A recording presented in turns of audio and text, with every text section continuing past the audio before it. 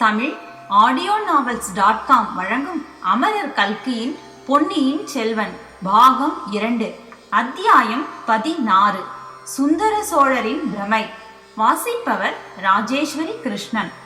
மறுநாள் காலையில் சுந்தர சோழ சக்கரவர்த்தி தம் அருமை குமாரியை அழைத்து வரச் செய்தார். ஏவலாளர், தாதிமார், வைத்தியர் அனைவரையும் தூரமாக போயிருக்கும்படி கட்டளையிட்டார். குந்தவையை தம் அருகில் உட்கார வைத்துக் கொண்டு அன்புடன் முதுகை தடவி கொடுத்தார். அவர் சொல்ல விரும்பியதை சொல்ல முடியாமல் தத்தளிக்கிறார் என்பதை குந்தவை தெரிந்து கொண்டாள். அப்பா, என் பேரில் கோபமா என்று கேட்டாள். சுந்தர சோழரின் கண்களில் கண்ணீர் துளித்தது. உன் பேரில் எதற்கம்மா கோபம் என்றார். தங்கள் கட்டளையை மீறி தஞ்சாவூருக்கு வந்ததற்காகத்தான். ஆமாம், என் கட்டளையை மீறி நீ வந்திருக்க கூடாது. இந்த தஞ்சாவூர் அரண்மனை இளம் பெண்கள் வசிப்பதற்கு ஏற்றதல்ல. இது நேற்று ராத்திரி நடந்த சம்பவத்திலிருந்து உனக்கு தெரிந்திருக்கும். எந்த சம்பவத்தை பற்றி சொல்கிறீர்கள் அப்பா? அந்த கொடும்பாளூர் பெண் மூர்ச்சை அடைந்ததை பற்றி தான் சொல்லுகிறேன். அந்த பெண்ணுக்கு இப்போது உடம்பு எப்படி இருக்கிறது? அவளுக்கு இன்றைக்கு ஒன்றுமே இல்லை அப்பா.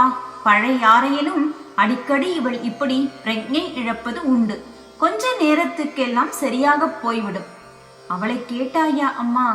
ராத்திரி இந்த அரண்மனையில் அவள் ஏதேனும் கண்டதாகவோ கேட்டதாகவோ சொல்லவில்லையா? குந்தவி சற்று யோசித்துவிட்டு, ஆமாப்பா, நாங்கள் எல்லோரும் துர்க்கை ஆலயத்துக்கு சென்றிருந்த போது அவள் தனியாக மேல் மாடத்துக்கு போக பார்த்தாளாம். அப்போது யாரோ பரிதாபமாக புலம்புவது போல கேட்டதாம். அது அவளுக்கு பயத்தை உண்டாக்கியதாக சொன்னாள் என்றாள். அப்படித்தான் நானும் நினைத்தேன். இப்போதேனும் அறிந்தாயா குழந்தாய்? இந்த அரண்மனையில் பேய் உலாவுகிறது. நீங்கள் இங்கே இருக்க வேண்டாம், போய்விடுங்கள் என்று சுந்தர சோழர் கூறிய போது அவர் உடல் நடுங்குவதையும் அவருடைய கண்கள் வெறித்தபடி எங்கேயோ பார்ப்பதையும் குந்தவை கவனித்தாள். அப்பா, அப்படியானால் தாங்கள் மட்டும் இங்கே எதற்காக இருக்க வேண்டும்? அம்மா இங்கே எதற்காக இருக்க வேண்டும்? எல்லோரும் பழையாறைக்கே போய்விடலாமே. இங்கே வந்ததினால் உங்கள் உடம்பு குணமாய் இருப்பதாகவும் தெரியவில்லையே என்றார். சக்கரவர்த்தி துயரம் தோய்ந்த புன்னகை புரிந்து, என் உடம்பு இனிமேல் குணமாவது ஏது? இந்த ஆசை எனக்கு கொஞ்சமும் கிடையாது என்றார். அப்படியே நிராசை அடைய வேண்டும் அப்பா? பழையாறை வைத்தியர் தங்கள் உடம்பை குணப்படுத்த முடியும் என்று சொல்லுகிறார். அவர் சொல்வதை நம்பி நீயும் இலங்கையிலிருந்து மூலிகை கொண்டு வர ஆள் அனுப்பியிருக்கிறாயாம். நான் கேள்விப்பட்டேன் மகளே. என் பேரில் உனக்குள்ள பாசத்தை அது காட்டுகிறது. தந்தையிடம் மகள் பாசம் கொண்டிருப்பது தவறா அப்பா? அதில் தவறு ஒன்றுமில்லை. இப்படிப்பட்ட வாஞ்சையுள்ள புதல்வியை பெற்றேனே, அது என் பாக்கியம். இலங்கையிலிருந்து மூலிகை கொண்டு வர நீ ஆள் அனுப்பியதிலும் தவறில்லை. ஆனால் இலங்கையிலிருந்து மூலிகை வந்தாலும் சரி, சாவகத்தீவிலிருந்து வந்தாலும் சரி, தேவலோகத்திலிருந்து அமுதமே வந்தாலும் சரி, எனக்கு உடம்பு இந்த ஜென்மத்தில் குணமாகப் போவதில்லை. ஐயையோ, அப்படி சொல்லாதீர்கள் என்றாள் இளவரசி. என் கட்டளையையும் மீறி நீ இங்கு வந்தாயே அம்மா, அதற்காக உண்மையில் மகிழ்ச்சி அடைகிறேன். ஒரு நாள் என் மனதை திறந்து உன்னிடம் உண்மையை சொல்லிவிட வேண்டும் என்று எண்ணியிருந்தேன். அதற்கு இப்போது சந்தர்ப்பம் கிடைத்தது. சொல்கிறேன் கேள். உடம்பை பற்றிய வியாதி இருந்தால் மூலிகை மருந்துகளினால் தீரும். என்னுடைய நோய் உடம்பை பற்றியது அல்ல. மனக்கவலைக்கு மருந்து ஏது? தந்தையே, 3 உலகம் ஆளும் சக்கரவர்த்தியாகிய தங்களுக்கு அப்படி என்ன தீராத மனக்கவலை இருக்க முடியும்? கவிகளுடைய அதிசயோக்தியான கற்பனையை நீயும் சொல்கிறாய் குழந்தாய். நான் 3 உலகம் ஆளும் சக்கரவர்த்தி அல்ல. ஒரு உலகம் முழுவதும் ஆளுகிறவனும் அல்ல. உலகத்தில் ஒரு மூலையில் சிறு பகுதி என் ராஜ்யம். அதன் பாரத்தையே என்னால் சுமக்க முடியவில்லை. தாங்கள் ஏன் சுமக்க வேண்டும் அப்பா? ராஜ்ய பாரத்தை சுமப்பதற்கு தகுந்தவர்கள் இல்லையா? மணிமணியாக 2 புதல்வர்கள் தங்களுக்கு இருக்கிறார்கள். இருவரும் 2 சிங்கக்குட்டிகள், வீராதி வீரர்கள். எப்படிப்பட்ட பாரத்தையும் தாங்கக்கூடியவர்கள். மகளே, அதை நினைத்தால்தான் எனக்கு நெஞ்சு பகீர் என்கிறது. உன் சகோதரர்கள் இருவரும் இணையில்லாத வீரர்கள்தான். உன்னைப் போலவே அவர்களையும் கண்ணுக்கு கண்ணாக வளர்த்தேன். அவர்களுக்கு இந்த ராஜ்யத்தை கொடுத்தால் நன்மை செய்கிறவன் ஆவேனா என்று சந்தேகப்படுகிறேன். ராஜ்யத்துடன் பெரியதொரு சாபக்கேட்டையும் அவர்களிடம் ஒப்புவித்து விட்டு போவது நல்லதென்று சொல்வாயா? அப்படி என்ன சாபக்கேடு இருக்க முடியும் இந்த ராஜ்யத்திற்கு? புறாவுக்கு சதையை அளித்த சிபியும் கன்றுக்குட்டிக்காக மகனை அளித்த மனுநீதி சோழரும் நம் குலத்து முன்னோர்கள். கரிகால் வளரும் பெருநர் கிள்ளியும் இந்த ராஜ்யத்தை ஆண்டவர்கள். திருமேனியில் 90 புண் சுமந்த வீர விஜயாலய சோழர் இந்த சிம்மாசனத்தில் வீட்டிருந்தார். காவேரி நதி தீரத்தில் 108 ஆலயங்கள் எடுப்பித்த ஆதித்த சோழரும் சிற்றம்பலத்துக்கு பொன்வேந்து பொன்னம்பலமாக்கிய பராந்தகரும் இந்த ராஜ்யத்தை விஸ்தரித்தார்கள். அன்பே சிவம் என கண்டு அன்பும் சிவமும் தாமாகவே வீட்டிருந்த கண்டராதித்தர் அரசு புரிந்த தர்ம மகாராஜ்யம் இது. இப்படிப்பட்ட ராஜ்யத்திற்கு சாபக்கேடு என்ன இருக்க முடியுமாப்பா? தாங்கள் ஏதோ மனப்பிரமையில் இருக்கிறீர்கள். இந்த தஞ்சாவூர் கோட்டையை விட்டு தாங்கள் புறப்பட்டு வந்தால், நான் இவ்விடம் விட்டு புறப்பட்டு வந்தால் அடுத்த கணம் என்ன ஆகும் என்று உனக்கு தெரியாது. அழகிய பழையாறையை விட்டு இந்த தஞ்சை கோட்டையாகிய சிறையில் நான் சந்தோஷத்துக்காக இருக்கிறேன் என்று கருதுகிறாயா குந்தவை?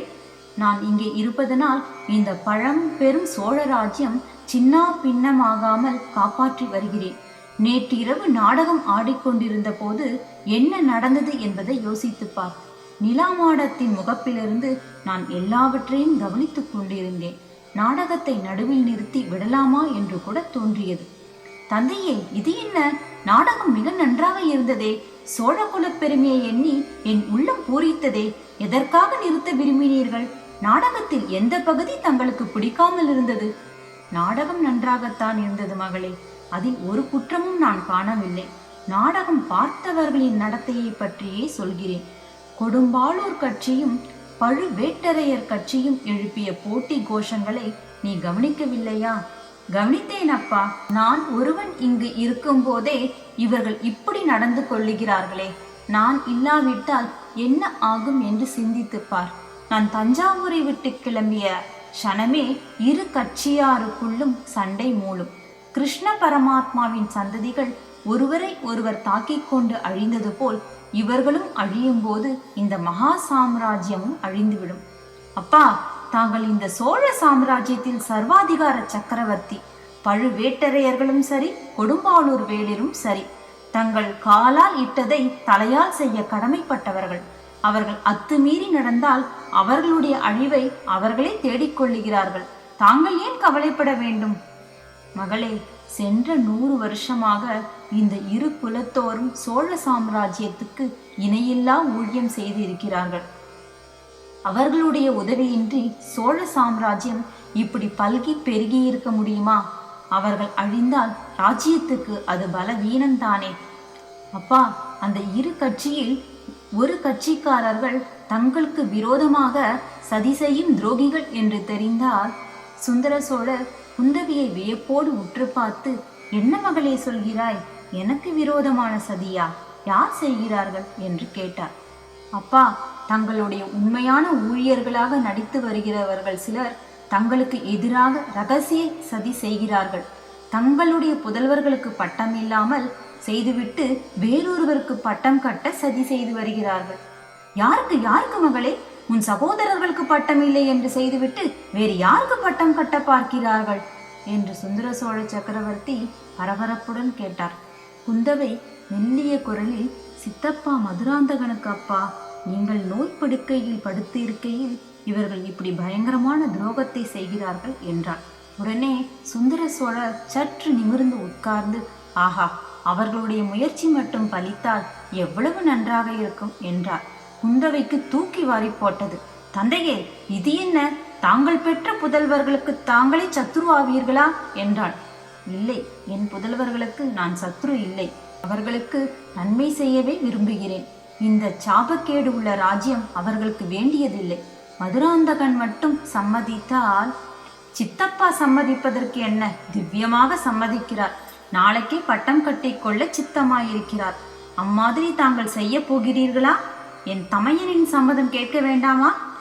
ஆம், ஆதித்த கரிகாலனை கேட்க வேண்டியதுதான். அவனை கேட்டால் மட்டும் போதாது, உன் பெரிய பாட்டி சம்மதிக்க வேண்டும்.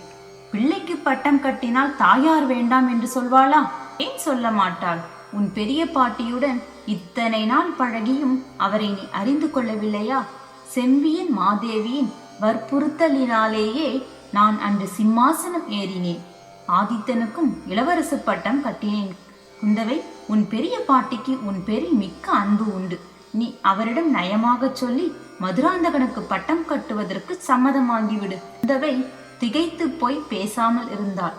பிறகு காஞ்சிக்கு போ, அங்கே உன் அண்ணன் ஆதித்த கரிகாலனிடம் சொல்லி இந்த சாபக்கேடு வாய்ந்த ராஜ்யம் எனக்கு வேண்டாம் என்று சொல்லும்படி செய்துவிடு. மதுராந்தகனுக்கே பட்டம் கட்டி விடுவோம். பிறகு நாம் எல்லோரும் சாபம் நீங்கி நிம்மதியாக இருக்கலாம் என்றார் சக்கரவர்த்தி. அப்பா, அடிக்கடி சாபம் என்கிறீர்களே, எந்த சாபத்தை சொல்கிறீர்கள் என்று குந்தவை கேட்டாள். மகளே, பூர்வ ஜென்மம் என்று சொல்லுகிறார்களே, அதை நீயும் நம்புகிறாயா? பூர்வ ஜென்மத்தின் நினைவுகள் இந்த ஜென்மத்தில் சில சமயம் வரும் என்கிறார்களே, அதில் உனக்கு நம்பிக்கை உண்டா? தந்தையே, அவையெல்லாம் பெரிய விஷயங்கள். எனக்கென்ன தெரியும் அந்த விஷயங்களை பற்றி? மகாவிஷ்ணுவின் 10 அவதாரங்களை பற்றி சொல்கிறார்களே, புத்த பகவான் கடைசி அவதாரத்திற்கு முன்னால் பல அவதாரங்கள் எடுத்ததாக சொல்கிறார்களே, அந்த அவதாரங்களை பற்றிய பல அழகான கதைகள் சொல்கிறார்களே, கேட்டிருக்கிறேன் அப்பா. கடவுளுக்கும் அவதார புருஷர்களுக்கும் அப்படி என்றால் சாதாரண மனிதர்களுக்கு மட்டும் முற்பிறவிகள் இல்லாமல் இருக்குமா? இருக்கலாம் அப்பா. சில சமயம் எனக்கு பூர்வ ஜென்ம நினைவுகள் வருகின்றன மகளே. அவற்றை குறித்து இதுவரையில் யாரிடமும் சொல்லவில்லை. சொன்னால் யாரும் நம்பவும் மாட்டார்கள், புரிந்து கொள்ளவும் மாட்டார்கள். எனக்கு உடல் நோயுடன் சித்த பிரமையும் பிடித்திருப்பதாக சொல்வார்கள். வைத்தியர்களை அழைத்து வந்து தொந்தரவு கொடுப்பது போதாது என்று மாந்திரீகர்களையும் அழைத்து வர தொடங்குவார்கள். ஆம் தந்தையே, இப்போதே சிலர் அப்படி சொல்கிறார்கள். தங்கள் நோய் மருத்துவத்தினால் தீராது, மாந்திரீகர்களை அழைக்க வேண்டும் என்கிறார்கள். பார்த்தாயா, நீ அப்படியெல்லாம் நினைக்க மாட்டாயே. நான் சொல்வதை கேட்டுவிட்டு சிரிக்க மாட்டாயே என்றார் சக்கரவர்த்தி. கேட்க வேண்டுமா அப்பா? உங்களுடைய மனம் எவ்வளவு நொந்திருக்கிறது என்று எனக்கு தெரியாதா? தங்களை பார்த்து நான் சிரிப்பேனா என்று குந்தவை கூறினாள். அவளுடைய கண்ணில் நீர் மல்கிற்று. எனக்கு தெரியும் மகளே, அதனாலே தான் மற்ற யாரிடமும் சொல்லாததை உன்னிடம் சொல்கிறேன். என்னுடைய பூர்வ ஜென்ம நினைவுகளில் சிலவற்றை சொல்லுகிறேன் கேள் என்றார் சுந்தர சோழர். 4 புறமும் கடல் சூழ்ந்த ஓர் அழகிய தீவு. அத்தீவில் எங்கெங்கும் பச்சை மரங்கள் மண்டி வளர்ந்திருந்தன. மரங்கள் இல்லாத இடங்களில் நெருங்கிய புதர்களால் இருந்தன. கடற்கரையோரத்தில் ஒரு புதரில் வாலிபன் ஒருவன் ஒளிந்து கொண்டிருந்தான். சற்று தூரத்தில் கடலில் பாய்மரம் விரித்து சென்ற கப்பல் ஒன்றை உற்று பார்த்து கொண்டிருந்தான். அது மறையும் வரையில் பார்த்து கொண்டு நின்றான். பிறகு அப்பா, பிழைத்தோம் என்று பெருமூச்சு விட்டான். அந்த வாலிபன் ராஜகுலத்தில் பிறந்தவன். ஆனால் ராஜ்யத்துக்கு உரிமை உள்ளவன் அல்ல. ராஜ்யம் ஆளும் ஆசையும் அவனுக்கு கிடையாது. அவனுடைய தகப்பனாருக்கு முன்னால் பிறந்த 3 சகோதரர்கள் இருந்தார்கள். ஆகையால் ராஜ்யம் ஆளுவதை பற்றி அவன் கனவிலும் நினைக்கவில்லை, ஆசை கொள்ளவும் இல்லை. கடல் கடந்த நாட்டுக்கு போருக்கு சென்ற சைனியத்தோடு அவனும் போனான். ஒரு சிறிய படையின் தலைமை அவனுக்கு அளிக்கப்பட்டிருந்தது. போரில் அவனுடைய சைன்யம் தோல்வியுற்றது. கணக்கற்றவர்கள் மாண்டார்கள். வாலிபன் தலைமை வகித்த படையிலும் எல்லோரும் மாண்டார்கள். அந்த வாலிபனும் போரில் உயிரை விட துணிந்து எவ்வளவோ சாகச செயல்கள் புரிந்தான். ஆனாலும் அவனுக்கு சாவு நேரவில்லை. தோற்று ஓடிய சைன்யத்தின் உயிரோடு தப்பி பிடித்தவர்கள் துறைமுகத்துக்கு வந்து சேர்ந்தார்கள். திரும்பி தாய்நாடு செல்வதற்கு அவர்கள் ஆயுத்தமானார்கள். திரும்பி போவதற்கு அந்த வாலிபன் மட்டும் விரும்பவில்லை. தன் கீழிருந்த படை வீரர்கள் அனைவரையும் பறிகொடுத்து விட்டு அவன் தாய்நாட்டுக்கு திரும்பி செல்ல விரும்பவில்லை. அவனுடைய குலத்தை சேர்ந்தவர்கள் மகாவீரர்கள் என புகழ் பெற்றவர்கள். அந்த புகழுக்கு தன்னால் அபகீர்த்தி நேருவதை அவன் விரும்பவில்லை. ஆகையால் கப்பல் போய்க் கொண்டிருந்த போது சற்று தூரத்தில் அழகிய தீவு ஒன்று தெரிந்தபோது வாலிபன் மற்ற யாரும் அறியாமல் கடலில் மெல்ல குதித்தான். நீந்திக் கொண்டே போய் தீவில் கரையேறினான். கப்பல் கண்ணுக்கு மறையும் வரையில் காத்திருந்தான். பிறகு ஒரு மரத்தின் மேல் ஏறி அதன் அடிக்கலையில் உட்கார்ந்து கொண்டு சுற்றுமுற்றும் பார்த்தான். அந்த தீவின் அழகு அவன் மனதை கவர்ந்தது. ஆனால் அத்தீவில் மனித சஞ்சாரமே இல்லை என்று தோன்றியது. அச்சமயம் அது ஒரு குறை என்று அவனுக்கு தோன்றவில்லை. அவனுடைய உற்சாகம் மிகுந்தது. மரக்கிளையில் சாய்ந்து உட்கார்ந்தபடி வருங்காலத்தை பற்றி பகற்கனவுகள் கண்டு கொண்டிருந்தான். திடீரென்று மனித குரலில், அதுவும் பெண் குரலில் ஒரு கூச்சல் கேட்டது. திரும்பி பார்த்தான். இளம் பெண் ஒருத்தி கூச்சலிட்ட வண்ணம் ஓடிக்கொண்டிருந்தாள். அவளைத் தொடர்ந்து பயங்கரமான கரடி ஒன்று ஓடியது. அவன் பார்த்து கொண்டிருக்கும் போதே கரடி மேலும் மேலும் அந்த பெண்ணை நெருங்கி கொண்டிருந்தது. இருவருக்கும் இடையே இருந்த தூரம் குறுகி கொண்டிருந்தன. வேறு யோசனை ஒன்றும் செய்வதற்கு அப்போது நேரம் இருக்கவில்லை. வாலிபன் மரக்கிளையிலிருந்து பொத்தென்று கீழே குதித்தான். மரத்தில் தான் சாத்தியிருந்த வேலை எடுத்துக்கொண்டு ஓடினான். கரடி அந்த பெண்ணை நெருங்கி அதன் பயங்கரமான கால் நகங்களை அவள் கழுத்தில் வைப்பதற்கு இருந்தது. அச்சமயத்தில் குறிப்பார்த்து வேலை எறிந்தான். வேல் கரடியை தாக்கியது. கரடி வீல் என்று 7 உலகமும் கேட்கும்படியான ஒரு சத்தம் போட்டு விட்டு திரும்பியது. பெண் பிழைத்தாள். ஆனால் வாலிபன் அபாயத்துக்குள்ளானான். காயம்பட்ட கரடி அவனை நோக்கி பாய்ந்தது. வாலிபனுக்கும் கரடிக்கும் துவந்த யுத்தம் நடந்தது. கடைசியில் அந்த வாலிபனே வெற்றி பெற்றான். வெற்றி அடைந்த வாலிபனுடைய கண்கள் உடனே நாலாபுரமும் தேடின. எதை தேடின என்பது அவனுக்கே முதலில் தெரியவில்லை. அப்புறம் சற்றென்று தெரிந்தது. அவன் கண்கள் தேடிய பெண் சாய்ந்து வளைந்து குறுக்கே வளர்ந்திருந்த ஒரு தென்னை மரத்தின் பின்னால் அதன் பேரில் சாய்ந்து கொண்டு நின்றாள். அவள் கண்களில் வியப்பும் முகத்தில் மகிழ்ச்சியும் குடிக்கொண்டிருந்தன. அவள் காட்டில் வாழும் பெண், உலகத்து நாகரிக வாழ்க்கையை அறியாதவள் என்று அவளுடைய தோற்றமும் உடையும் தெரிவித்தன. ஆனால் அவளுடைய அழகுக்கு உவமை சொல்ல இந்த உலகத்தில் யாரும் இல்லை என்று சொல்லும்படி இருந்தாள். அந்த பெண் அங்கு நின்றிருந்த காட்சி ஒப்பற்ற ஆற்றல் படைத்த ஓவிய கலைஞன் ஒருவன் தீட்டிய சித்திர காட்சியாக தோன்றியது. அவள் உண்மையில் ஒரு பெண்ணாய் இருந்தாலும் இந்த உலகத்துக்கு பெண்ணாய் இருக்க முடியாது என்று அந்த வாலிபன் கருதினான். அருகில் நெருங்கினான். ஆனால் அவன் எதிர்பார்த்தது போல் அவள் மாயமாய் மறைந்து விடவில்லை. எதிர்பாராத விதமாக அவள் ஓட்டம் பிடித்து ஓடினாள். சற்று அவளை பின்தொடர்ந்து ஓடி பார்த்தான். பிறகு நின்று விட்டான். அவன் மிக களைப்புற்றிருந்தபடியால் மானின் வேகத்துடன் ஓடிய அந்த பெண்ணை தொடர்ந்து அவனால் ஓடவும் முடியவில்லை. மேலும் ஒரு பெண்ணை தொடர்ந்து ஓடுவது அநாகரிகம் என்று அவன் எண்ணினான். இந்த சிறிய தீவிலே தான் இவள் இருக்க வேண்டும், மறுபடியும் பார்க்காமலா போகிறோம் என்று கருதி நின்று விட்டான். கடற்கரையோரமாக சென்று தெள்ளிய மணலில் படுத்துக்கொண்டு களைப்பாறினான். அவன் எதிர்பார்த்தது வீண் போகவில்லை. சற்று நேரத்துக்கெல்லாம் அந்த பெண் திரும்பி வந்தாள். தன்னுடைய ஒரு வயோதிகனான மனிதனையும் அழைத்து வந்தாள். வந்தவன் இலங்கை தீவில் கடற்கரையோரத்தில் வாழ்ந்து மீன்பிடித்து பிழைக்கும் கரையர் என்னும் வகுப்பைச் சேர்ந்தவன் என்று தெரிந்தது. அவன் மூலமாக அவ்வாலிபன் ஒரு முக்கியமான உண்மையை தெரிந்து கொண்டான். அதாவது அந்த பெண் தக்க சமயத்தில் அவனுடைய உயிரை காப்பாற்றினாள் என்று அறிந்தான். அவன் மரக்கிளையின் மேல் உட்கார்ந்து கடலையே கூர்ந்து கவனித்துக் கொண்டிருந்த போது கரடி ஒன்று அவன் பின்பக்கமாக வந்து அவனை உற்று பார்த்தது. பிறகு மரத்தின் மேல் ஏறத் தொடங்கியது. இதையெல்லாம் அந்த பெண் பார்த்து கொண்டிருந்தாள். கரடியை வேறு திசையில் இழுப்பதற்கும் அந்த வாலிபனை எச்சரிக்கை செய்வதற்கும் அவள் அவ்விதம் கூச்சலிட்டாள். கரடி மரத்தின் மேல் ஏறுவதை விட்டு அவளை தொடர்ந்து ஓடத் தொடங்கியது. இதை கேட்டதும் அந்த வாலிபனுக்கு எப்படி இருந்திருக்கும் என்று சொல்லவும் வேண்டுமா? தன்னை காப்பாற்றிய பெண்ணுக்கு அவன் தன் நன்றியை தெரிவித்துக் கொண்டான். ஆனால் அவளோ ஒரு வார்த்தையும் மறுமொழியாக சொல்லவில்லை. அவளிடம் வாலிபன் கூறியதற்கெல்லாம் அவளுடன் வந்த மனிதனை மறுமொழி கூறினான். இது வாலிபனுக்கு முதலில் வியப்பாய் இருந்தது. உண்மை இன்னதென்று அறிந்ததும் வியப்பு மறைந்தது. அந்த பெண் பேசத் தெரியாத ஊமை, அவளுக்கு காது கேளாது என்று அறிந்து கொண்டதும் அவ்வாலிபனுடைய பாசம் பன்மடங்காகியது. பாசம் வளர்ந்து தழைப்பதற்கு சூழ்நிலையும் சந்தர்ப்பமும் துணை செய்தன. காது கேளாததும் பேசத் தெரியாததும் ஒரு குறையாகவே அவ்வாலிபனுக்கு தோன்றவில்லை. வாயினால் சொல்ல முடியாத அற்புதமான உண்மைகளையும் அந்தரங்க ரகசியங்களையும் அவளுடைய கண்களே தெரியப்படுத்தின. அந்த நயன பாஷைக்கு ஈடான பாஷை இந்த உலகத்தில் வேறு என்ன உண்டு? அதுபோலவே காது கேளாததற்கு ஈடாக அவளுடைய நாசியின் உணர்ச்சி அதிசயமான சக்தி வாய்ந்ததாய் இருந்தது.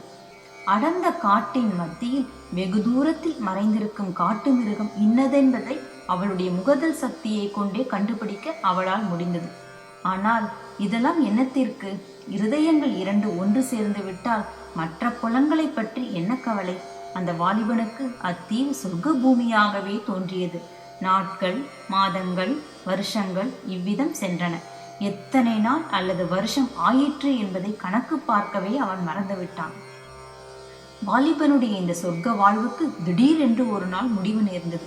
கப்பல் ஒன்று அந்த தீவின் அருகில் வந்து நின்றது. அதிலிருந்து படகிலும் கட்டு மரங்களிலும் பலர் இறங்கி வந்தார்கள்.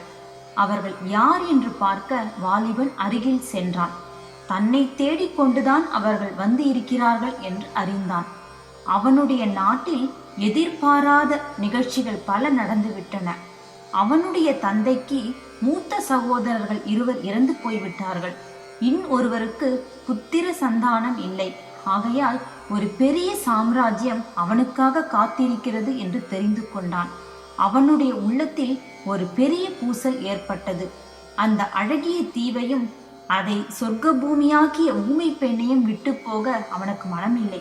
அதே சமயத்தில் ஊரையும் உற்றார் உறவினரையும் பார்க்கும் ஆசை ஒரு பக்கத்தில் அவனை கவர்ந்து இழுத்தது. அவன் பிறந்த நாட்டை நாலாபுரமும் அபாயம் சூழ்ந்து இருக்கிறது என்றும் அறிந்தான். யுத்த பேரிகையின் முழக்கம் மிக மிக தொலைவிலிருந்து அவன் காதில் வந்து கேட்டது. இது அவன் முடிவு செய்வதற்கு துணை செய்தது. திரும்பி வருகிறேன், என் கடமையை நிறைவேற்றிவிட்டு வருகிறேன் என்று அப்பெண்ணிடம் 1000 முறை உறுதிமொழி கூறிவிட்டு புறப்பட்டான். காட்டில் பிறந்து வளர்ந்த அந்த ஊமை பெண் நாட்டிலிருந்து வந்திருந்த மனிதர்களுக்கு மத்தியில் வருவதற்கே விரும்பவில்லை. வாலிபன் படகில் ஏறிய போது அவள் சற்று தூரத்தில் அந்த பழைய வளைந்த தென்னை மரத்தின் மேல் உட்கார்ந்து பார்த்து கொண்டிருந்தாள். அவளுடைய இரு கண்களும் அப்போது 2 கண்ணீர் கடல்களாக வாலிபனுக்கு தோன்றின. ஆயினும் அவன் தன் மனதை கல்லாகச் செய்து கொண்டு படகில் ஏறி சென்று கப்பலை அடைந்தான். குந்தவை, அந்த வலைஞர் குலப்பெண் அப்படி நின்று பார்த்து கொண்டிருந்தாளே, அந்த காட்சியின் மீது அடிக்கடி என் மனக்கண் முன் தோன்றிக் கொண்டிருக்கிறது. எவ்வளவு முயன்றாலும் மறக்க முடியவில்லை. அதை காட்டிலும் சோகமான இன்னும் ஒரு காட்சி, நினைத்தாலும் குலை நடுங்கும் காட்சி அடிக்கடி தோன்றிக் கொண்டிருக்கிறது. இரவிலும் பகலிலும் உறங்கும் போதும் விழித்திருக்கையிலும் என்னை வருத்தி வேதனைப்படுத்தி கொண்டிருக்கிறது. அதையும் சொல்லட்டுமா என்று சுந்தர சோழர் தன் அருமை மகளை பார்த்து கேட்டார். உருக்கத்தினால் தொண்டையை அடைத்து தழதழத்த குரலில் சுந்தர சோழரின் அருமை குமாரி, சொல்லுங்கள் அப்பா என்றாள்.